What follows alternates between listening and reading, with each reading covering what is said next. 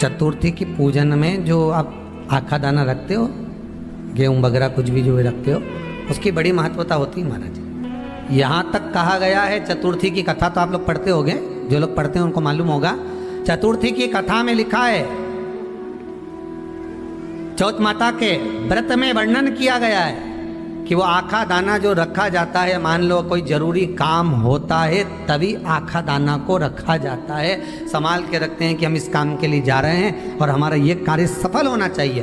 तो जिसने चतुर्थी का व्रत करा है, जिसने चंद्रदेव का पूजन करा, चतुर्थी का व्रत करा, वो गणेश जी से विनती करके वहां से 2-4 आखा दाना उठा ले, और जो व्यक्ति का काम अटक रहा है अपने ही घर का, पर दूसरे कुल को नहीं देना, अपने ही कुल के अंतर्गत जो काम अटक रहा है उसकी जेब में, उसके पल्लू में उस चीज को रख दिया जाए। तो चतुर्थी जो अगली आती है, जैसे आप महीने की करते हो तो महीने की, और आप जैसे करते हो कि 4 अलग बड़ी बड़ी चतुर्थी करते हो तो उसके अनुसार आपका कार्य सिद्ध होता ही है। उस आखे दाने का इतना महत्व होता है क्योंकि चतुर्थी का व्रत करने वाली माता जब व्रत करती है तो स्वयं चतुर्थी की कथा में लिखा हुआ है कि पार्वती जी गणेश जी से चतुर्थी की कथा बचवाती।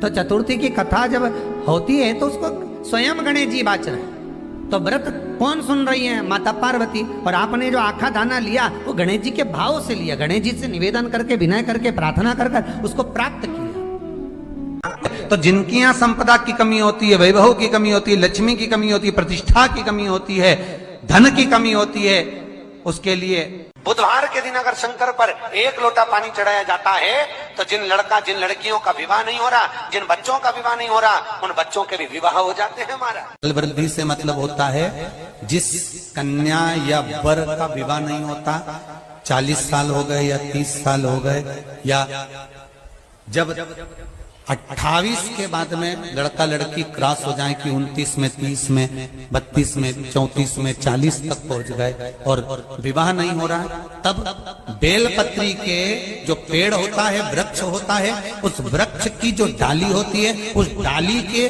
मनकों से जो माला बनती है, बाजार में भी मिल जाती है बेल की माला, उस माला को भगवान शंकर को समर्पित कर कर बेलपत्री के वृक्ष के नीचे बैठ कर भगवान शंकर का पंचाक्षर मंत्र का जाप करना है। कौन सा मंत्र है? पंचाक्षर। पंचाक्षर मंत्र कल बताया था, नमः शिवाय। अगर रसोई घर से भोजन में तुलसी डलकर अगर ठाकुर जी के सामने वो थाली रखी तो ये पक्का है वो थाली ठाकुर जी नहीं जीमेंगे, क्योंकि उसमें तुलसी रखी हुई आई है। हाँ, जब ठाकुर जी के सामने थाली रखा गई और तुमने थाली रखने के बाद में मंदिर के सामने बैठ के फिर तुलसी डाली तो ठाकुर जी उसको स्वीकार कर लेते हैं। क्यों? क्योंकि 33 करोड़ देवी देवता एक जगह पर विराजमान हैं। जब हम थाली रखते हैं, प्रथम देव उस भाग को ग्रहण कर ले। जब तक तुलसी डालते हैं, प्रथम देव अपनी दृष्टि हटा लेते हैं। समय होता है, एक टाइम होता है, एक पल होता है, एक घड़ी होती है कि गणेश जी महाराज हमारे घर में आ गए। गणेश जी की सबसे पहली जो आरती हो, उस आरती के समय पर अगर धूप बत्ती जलाई जाए या गोबरी को जलाकर उसमें गूगल छोड़ी जाए और गूगल छोड़ने के बाद गणेश जी का नाम ध्रुम वर्ण कह दिया जाए तो गणेश जी को तुम्हारे घर की पूजा स्वीकार करना पड़ती है। बस वो समय हम जानते, हम तो बस उतना जानते हैं कि शिव महापुराण में लिखा और मुद्गल पुराण में लिखा, गणेश पुराण में लिखा, गणेश जी का एक नाम होता है ध्रुम वर्ण। क्या नाम है?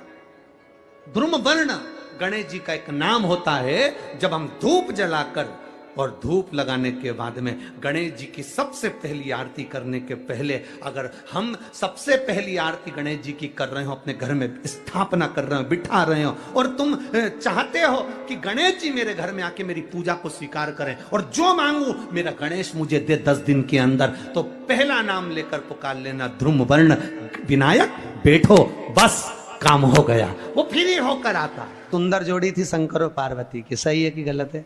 कभी नहीं झगड़ते थे। इसलिए पृथ्वी पर ना तो लक्ष्मी जी के व्रत हैं, ना ब्रह्माणी के व्रत हैं, ना इंद्राणी के व्रत हैं। अगर पूरी पृथ्वी पर सबसे ज्यादा व्रत किसके हैं? माता पार्वती। तीज का व्रत किसका? पार्वती का। चतुर्थी का व्रत किसका? पार्वती का। चौथ का व्रत किसका? पार्वती का। छठ का व्रत किसका? पार्वती का। जितने व्रत है सब माता पार्वती। गणेश जी मैया को प्रसन्न करने के लिए 8 रूप में धारण करते हैं। 8 रूप भगवान गणेश जी ने धारण किए। एक मयूरेश्वर गणेश, दूसरा सिद्धि विनायक, तीसरा बल्लालेश्वर, फिर वरद विनायक, फिर चिंतामणि, फिर गिरजात्मज, फिर भगवान गणेश विघ्नेश्वर अष्ट विनायक, फिर महागणपति। ऐसे गणेश जी के 8 नाम हुए। उस समय तिजोरी के अंदर जो गणेश की प्रतिमा रखी जाती है किस नाम से रखी जाती है?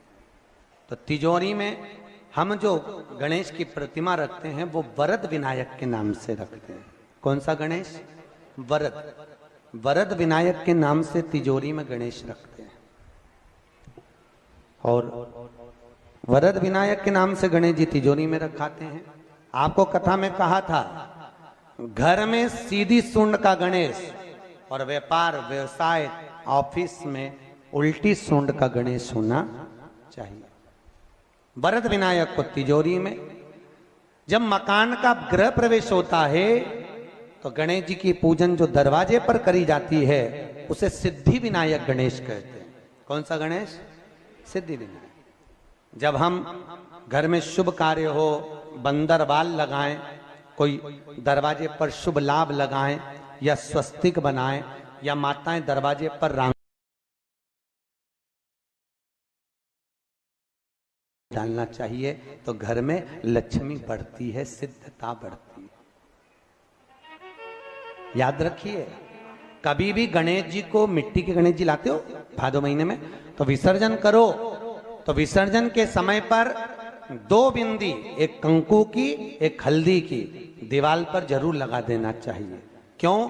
क्योंकि गणेश जी हमारे यहाँ आते हैं तो रिद्धि सिद्धि के साथ आते हैं, पर जब गणेश जी जाते हैं अगर हम बिंदी नहीं लगाते हैं तो गणेश जी अपनी रिद्धि सिद्धि को साथ में लेकर चले जाते हैं। पति के साथ पत्नी वापिस चली जाती है।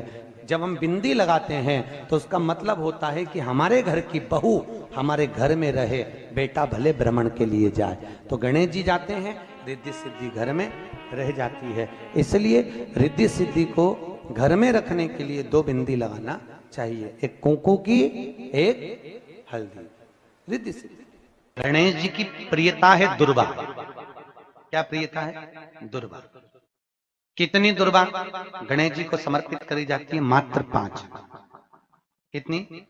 आज के जमाने में लोग गट्ठा बनाकर चढ़ा दें, वो अपनी जगह पर 5 दुर्वा पंचम इंद्रियों को वश में करने के लिए और भगवान के 5 जो स्वरूप हैं उनको अपने भीतर उतारने के लिए 5 दुर्वा। और दुर्वा में भी 3 गांठ। जब दुर्वा समर्पित करी जाती है तो उसमें नीचे दुर्वा की डंडी पर गांठ रहती है, 3 छोटी छोटी गांठें होना चाहिए। चतुर्थी का जो व्रत करने वाली होती हैं, जो चतुर्थी का पूजन करने वाली होती हैं, उनके भीतर का एक भाव होता है कि जैसे ही शाम का समय आए चंद्रदेव का पूजन करें। चंद्र जब प्रकट हो जाए, कलश भर लिया, उसके नीचे आखा दाना रख दिया, चावल गेहूं जो भी आप रखते हो पूजन के लिए, ऊपर पात्र आदि रख दिया, जलाशय, फिर अपन ने घी का दिया लगाकर पूजन भी कर ली। तो जो चतुर्थी का पूजन करने वाली होती है, जो चतुर्थी का नियम व्रत धारण करने वाली होती हैं, बड़ी बड़ी चतुर्थियां करती हैं या उसका नियम धारण करती हैं, तो चतुर्थी का जो पूजन करती है वो किस चीज के लिए होता है? केवल संतान, पुत्र, परिवार, हमारा कुटुंब, हम जिस कुल में है, हमारा कुल वैभव की ओर बढ़े, संपदा की ओर बढ़े और उसकी आयु बढ़े, उसकी आयु बढ़े, वैभव बढ़े। बहुत ध्यान दीजिएगा महाराज। चतुर्थी की पूजन में जो आप आखा दाना रखते हो, गेहूं वगैरह कुछ भी जो रखते हो, उसकी बड़ी महत्वता होती है महाराज। यहां तक कहा गया है, चतुर्थी की कथा तो आप लोग पढ़ते होंगे, जो लोग पढ़ते हैं उनको मालूम होगा। चतुर्थी की कथा में लिखा है, चौथ माता के व्रत में वर्णन किया गया है कि वो आखा दाना जो रखा जाता है, मान लो कोई जरूरी काम होता है तभी आखा दाना को रखा जाता है, संभाल के रखते हैं कि हम इस काम के लिए जा रहे हैं और हमारा ये कार्य सफल होना चाहिए। तो जिसने चतुर्थी का व्रत करा है, जिसने चंद्रदेव का पूजन करा, चतुर्थी का व्रत करा, वो गणेश जी से विनती करके वहां से 2-4 आखा दाना उठा ले, और जो व्यक्ति का काम अटक रहा है अपने ही घर का, पर दूसरे कुल को नहीं देना, अपने ही कुल के अंतर्गत जो काम अटक रहा है उसकी जेब में, उसके पल्लू में उस चीज को रख दिया जाए।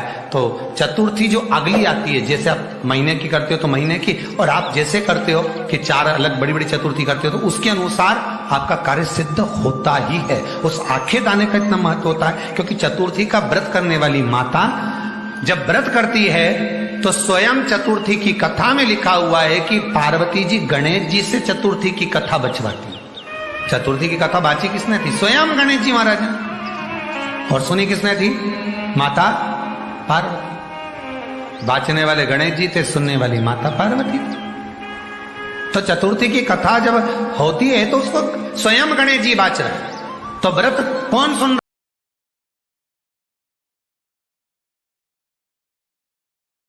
करके प्रार्थना कर उसको प्राप्त किया।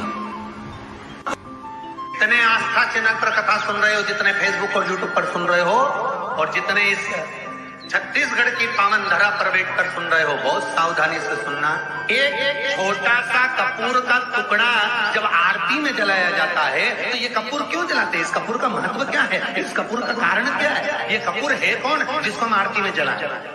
क्या जरूरत इस कपूर को आरती में जलाने की? क्या जरूरत इसको यज्ञशाला में जलाने की? क्या जरूरत है इस कपूर को पूजन में जलाने की? स्वयं गुरु बाबा कहते हैं यदि कोई आरती में, पूजन में, घर में एक कपूर का टुकड़ा आरती के बाद में जब समर्पित करेगा तो उसको अश्वमेध यज्ञ का पुण्य प्राप्त हो जाएगा। अश्वमेध यज्ञ के पुण्य को पाने के लिए कपूर का टुकड़ा आज भी आरती में जलाया जाए।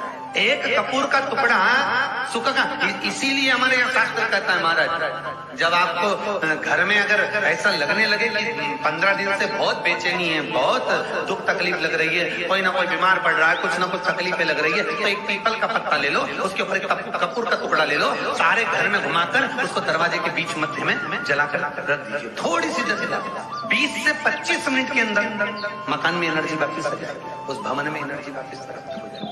20 से 25 मिनट के अंदर एनर्जी वापस। लग रहा है कि यहाँ नेगेटिव है तो उसको पॉजिटिव बनाया जा सकता है। रात को 12 बजे शंकर जी के मंदिर में शिवलिंग पर चढ़ी हुई बेलपत्री को उठाकर शंकर मंदिर का शिखर देखकर चबा चबा कर खा लीजिए।